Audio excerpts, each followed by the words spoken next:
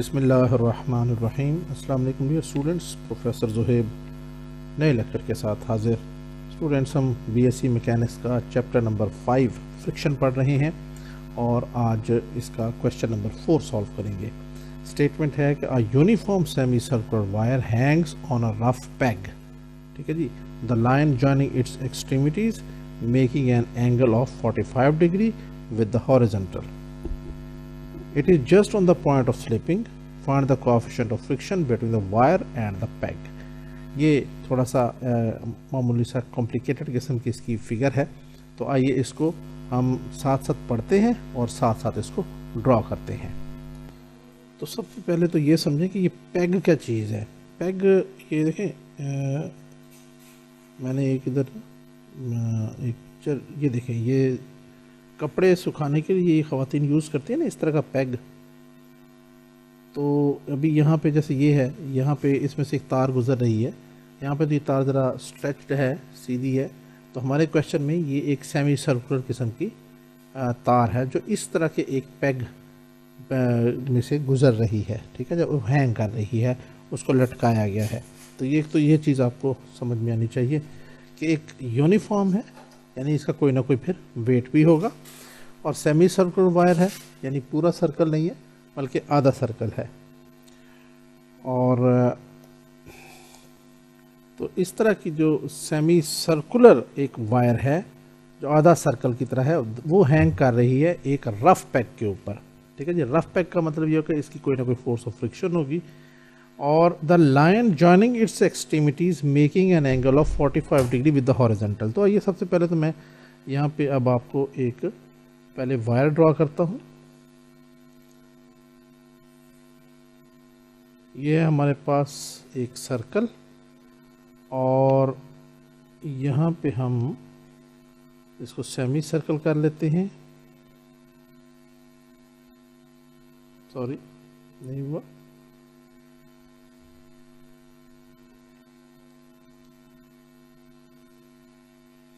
ये आ गया हमारे पास, और यहाँ से फिर हम एक लाइन ये ड्रॉ कर लेते हैं, हॉरिजॉन्टल लाइन।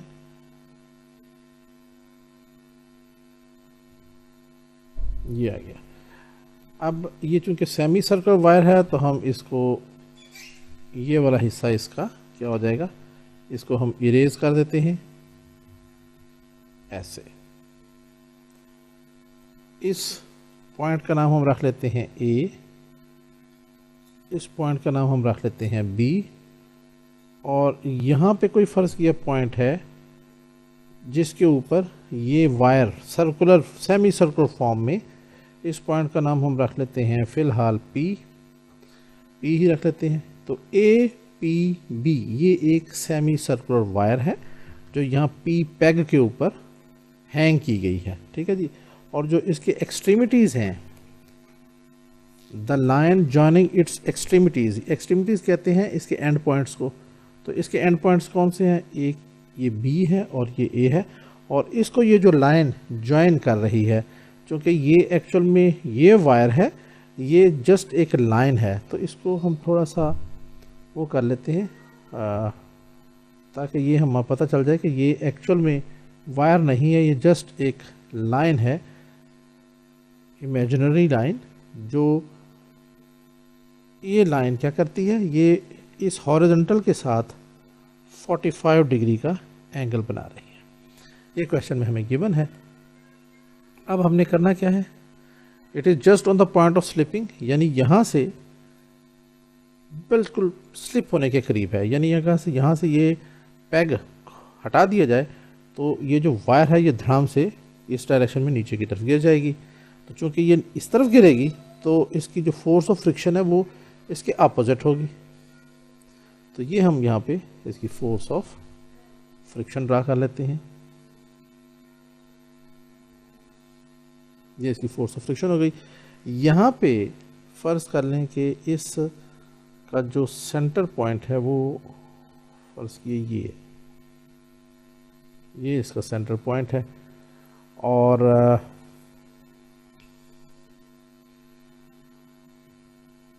यहाँ पे इस लाइन के ऊपर जो नॉर्मल रिएक्शन बनेगा वो हम ये होगा।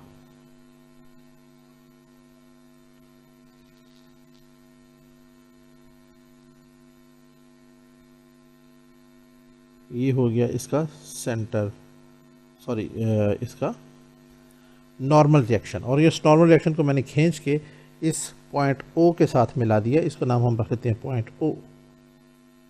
ठीक है, एक्चुअल में तो ये जो नॉर्मल रिएक्शन है आर वो सिर्फ यहाँ तक है, और ये फोर्स जो क्या होगी, ये हो जाएगी हमारे पास म्यू आर, ये फ्रिक्शनल फोर्स हो गई। अब हमें यहाँ पे ये भी गिवन है कि ये जो वायर है दिस इज़ यूनिफॉर्म। यूनिफॉर्म का मतलब है इसका कोई ना कोई वेट भी है, तो यहाँ से हम एक वेट भी ड्रॉ कर लेते हैं। लेकिन वेट ड्रॉ करने से पहले हम यहाँ पे क्या करते हैं, इसके ऊपर एक परपेंडिकुलर ड्रॉ कर लेते हैं, ये वाला। वो क्यों करते हैं मैं अभी बताते हैं इसके बारे में इंशाल्लाह। ये हमने एक परपेंडिकुलर ड्रॉ किया, और अब इसका हम वेट इसमें से पास करेंगे। अब ये सेमी सर्कल है, देखिए अगर ये तो होता ना पूरा सर्कल, तो इसका वेट यहाँ से पास होना था, इसके सेंटर में से पास होना था। अब ये है आधा, तो इसका सेंटर ऑफ मास यहाँ पे करके थोड़ा सा चेंज हो जाएगा, और इस सेंटर ऑफ मास में से इसका वेट पास होना है।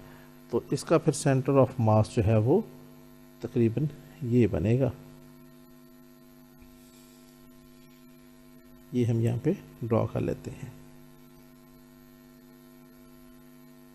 अब इसको थोड़ा सा सीधा कर लेते हैं। तो ये जो लाइन होगी ये इस वायर का क्या होगा, ये इसका वेट है, ये नीचे की तरफ वेट एक्ट हो रहा है जी, और ये इस पॉइंट से नीचे की तरफ आ रहा है। इस पॉइंट का नाम हम रख लेंगे जी, क्योंकि ये सेंटर ऑफ मास है, सेंटर ऑफ ग्रेविटी है इस पूरे वायर का। जी स्टूडेंट, सॉरी एक ज़रूरी अर्जेंट कॉल आ गई थी।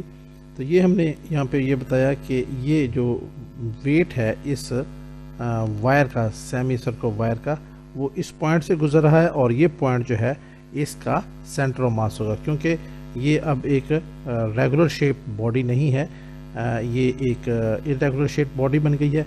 अगर ये पूरा इस तरह क्या होता, ये सर्कल होता, जैसे पहले भी मैंने बताया, अगर ये पूरा सर्कल होता तो फिर इसके सेंटर में से ये वेट गुजरता, लेकिन ऐसा नहीं है, बल्कि ये एक सेमी सर्कल बॉडी है इस तरह की, तो इसका वेट समवेयर इस तरफ शिफ्ट हो जाता है। तो इसका जो वेट भी होता है, ये ओ से लेकर जी तक का डिस्टेंस होता है, वो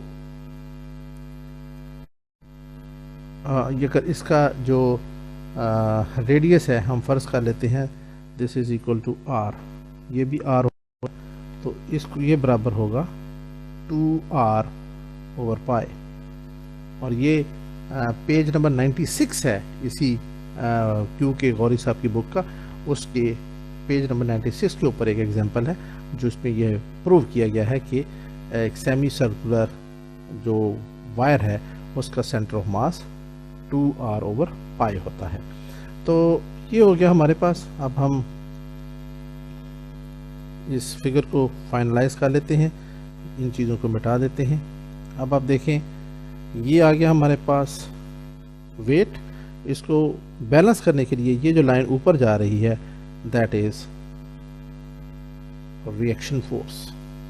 और ये हमने पहले लेक्चर में पढ़ा था कि रिएक्शन फोर्स और नॉर्मल रिएक्शन के दरमियान जो एंगल बनता है वो होता है लैम्डा।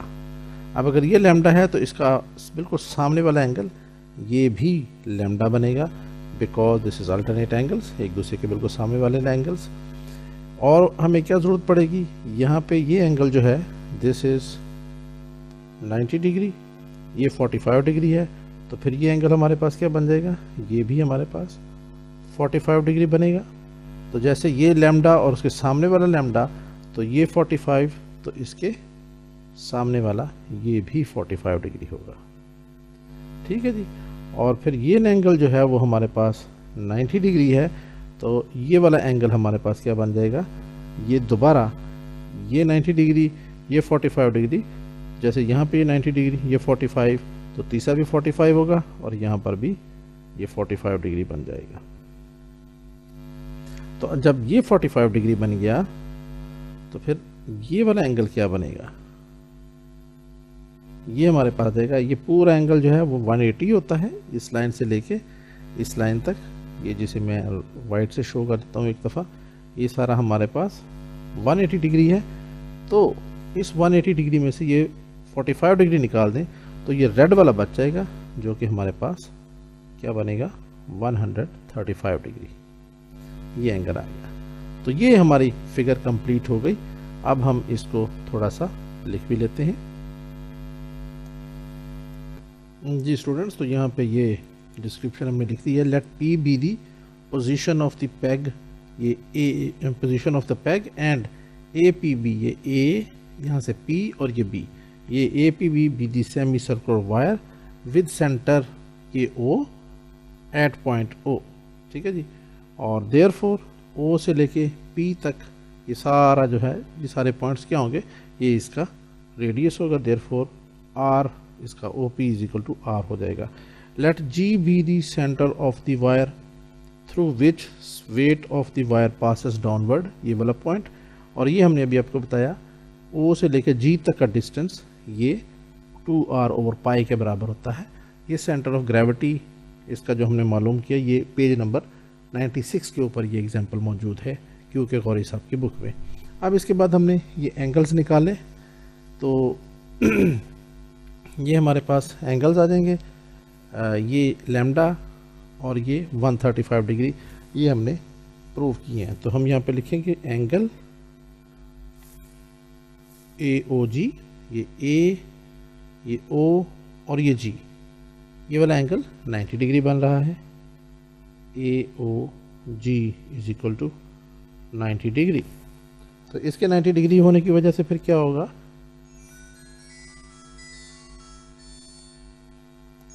अब ये अगला एंगल जो है वो एंगल ओ पी जी। अब ये देखें ओ पी जी, ये हमने अभी निकाला है, ये लैम्डा के बराबर है। Angle O P G this is equal to lambda के बराबर, जो कि एंगल ऑफ फ्रिक्शन भी है। और आखिर में क्या आ जाएगा, एंगल ओ जी पी, ये ओ, ये जी और ये पी। तो ये जो एंगल जो हमने रेड कलर से लिखा है, angle O G P this is equal to 135 degree. हमने मालूम क्या करना है, हमने मालूम करना है म्यू की वैल्यू, कोएफिशिएंट ऑफ फ्रिक्शन। तो इसके लिए हम क्या करते हैं, now using law of cosine, law of sine, now using law of science for कौन सी इक्वेशन के लिए, ट्रायंगल के लिए, ओ पी जी के लिए, ओ फॉर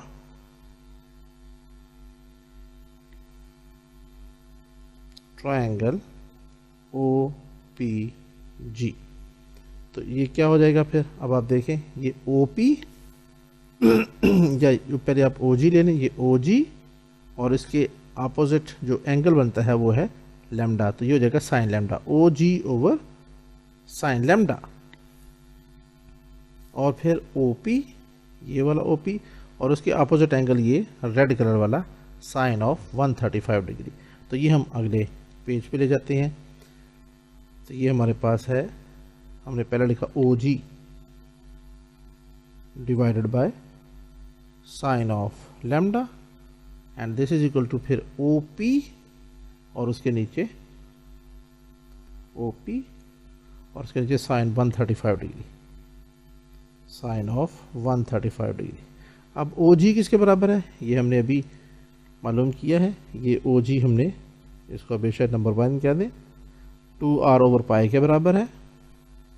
तो यहाँ पे आ जाएगा दिस इम्प्लाइज, ओ जी की जगह आ गया 2r over pi divided by sine lambda is equal to O P की जगह आ जाएगा r divided by sine 35 degree, और साइन 35 डिग्री हमारे पास होता है 1/2 अंडर रूट बाय इक्वेशन 1।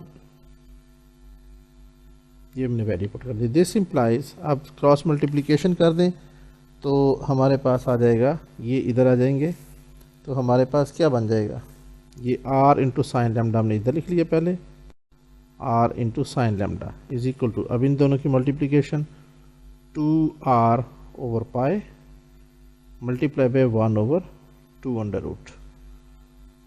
तो अब यहाँ से दोनों तरफ अगर r से डिवाइड कर दें तो हमारे पास क्या आ जाएगा, इस r से r कैंसिल हो जाएगा, ये 2 अंडर रूट है, ये 2 है, तो 2 अंडर रूट ऊपर चला जाएगा, तो हमारे पास फिर क्या बन जाएगा, this implies sine lambda is equal to 2 under root over pi. ये हमारे पास आ गया। अब हम दोनों साइड को कॉस लैम्डा से डिवाइड कर देते हैं। This implies sine lambda over cos lambda is equal to 2 under root over pi divided by cos lambda, dividing both sides by cos lambda. अब ये हमने डिवाइड क्यों किया cos लैम्डा से, उसकी वजह क्या है ये भी आपको पता समझ में आने वाली है। बिकॉज ये बन जाएगा टेंजेंट लैम्डा, और टेंजेंट लैम्डा होता है म्यू के बराबर, और म्यू ही हमने निकालना है, फोर्स कोएफिशिएंट ऑफ फ्रिक्शन, ठीक है। इसलिए हमने इन दोनों साइड पे cos लैम्डा से डिवाइड किया। तो ये बन जाएगा हमारे पास 2 अंडर रूट पाई नीचे आ गया into cos of lambda, sorry cos of lambda. अब tan लैम्डा को हम लिख सकते हैं म्यू, तो ये आ जाएगा हमारे पास, this implies mu is equal to 2 under root over pi, और 1 ओवर कॉस लैम्डा को हम लिख सकते हैं सीकेंट लैम्डा, ठीक है जी। थोड़ी ट्रिग्नोमेट्री है, और यहाँ पे आप लिख सकते हैं because mu is equal to tan lambda, ये हमने इस वजह से लिखा है। तो थोड़ी सी सिंप्लीफिकेशन है, this implies mu is equal to 2 under root over pi, secant lambda किसके बराबर होता है, फिर ट्रिग्नोमेट्री है 1 प्लस tan स्क्वायर लैम्डा, और इसका अंडर रूट ये इसके बराबर होता है। तो यहाँ से फिर हमारे पास क्या आ जाएगा, 2 अंडर रूट ओवर पाई, और ये हो जाएगा 1 प्लस, और tan लैम्डा हमारे पास म्यू के बराबर, तो tan स्क्वायर लैम्डा ये हो जाएगा म्यू स्क्वायर के बराबर, और this is equal to mu. हमने निकालना है म्यू, तो इसके लिए हमें फिर दोनों तरफ क्या करना पड़ेगा, स्क्वेयरिंग बोथ साइड्स। तो क्या हो जाएगा, mu square is equal to 2 under root pi into 1 plus mu square, इस सारे का अंडर रूट और इस सारे का स्क्वायर, हमने दोनों तरफ स्क्वायर ले लिया। तो ये हमारे पास फिर क्या आ जाएगा, this implies mu square is equal to 2 under root का स्क्वायर लिया तो ये हो जाएगा 2, पाई का स्क्वायर लिया तो ये हो गया pi square, 1 plus mu square under root का स्क्वायर लिया तो ये बन गया 1 plus mu square, under root खत्म हो जाएगा। अब इसको मल्टीप्लाई कर दें अंदर, this implies mu square is equal to 2 over pi square, plus इसको इससे आप मल्टीप्लाई करेंगे तो ये हो जाएगा 2 mu square over pi square. अब हमें चूँकि पाई म्यू निकालना है तो इस म्यू स्क्वायर के इस कॉफी फैक्टर को उठा के इधर ले आते हैं, this implies mu square minus 2 mu square over pi square, and this is equal to 2 over pi square. यहाँ पे इस साइड पे पाई स्क्वायर आ गया एलसीएम, तो ये बन जाएगा mu square into pi square minus 2 mu square, and this is equal to 2 over pi square. ये हमारे पास आ गया। अब यहाँ से पाई स्क्वायर कैंसिल हो जाएगा, या दूसरे लफ्ज़ों में हम क्या कहते हैं कि दोनों तरफ हमने मल्टीप्लाई किया पाई स्क्वायर से, तो ये दोनों आपस में कैंसिल हो जाएंगे।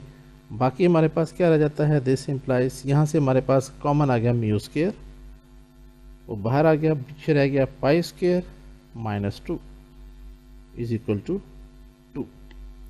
थोड़ी सिंप्लीफिकेशन है, nothing difficult at all. This implies mu square is equal to 2 over pi square minus 2। ये हमारे पास रिज़ल्ट आ गया। और अगर म्यू निकालना हो तो वो हमारे पास आ जाएगा म्यू इज इक्वल टू, दोनों तरफ हम अंडर रूट ले लेंगे तो ये हो जाएगा 2/π² -2 whole under root.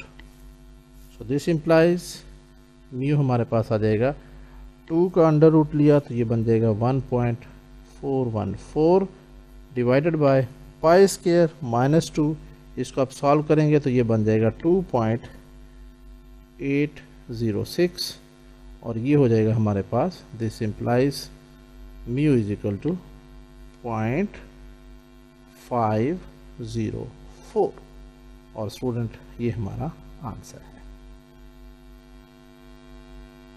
I hope students के ये क्वेश्चन आपको अच्छी तरह समझ में आ गया होगा। इसमें जो एप्लीकेशन समझने की चीज़ है मेनली वो ये डायग्राम को समझना और इसको ड्रॉ करना है। अगर आप इसको अच्छी तरह ड्रॉ कर लेते हैं, समझ जाते हैं, तो क्वेश्चन बहुत आसान है, कोई ज़्यादा मुश्किल नहीं है, इम्पोर्टेंट बहुत है एग्जाम पॉइंट ऑफ व्यू से। लेक्चर और चैनल पसंद आया हो तो ज़रूर अपने दोस्तों से शेयर कीजिएगा। मिलते हैं बहुत जल्द अपने नेक्स्ट लेक्चर में, जब तक की इजाज़त, अल्लाह हाफिज़।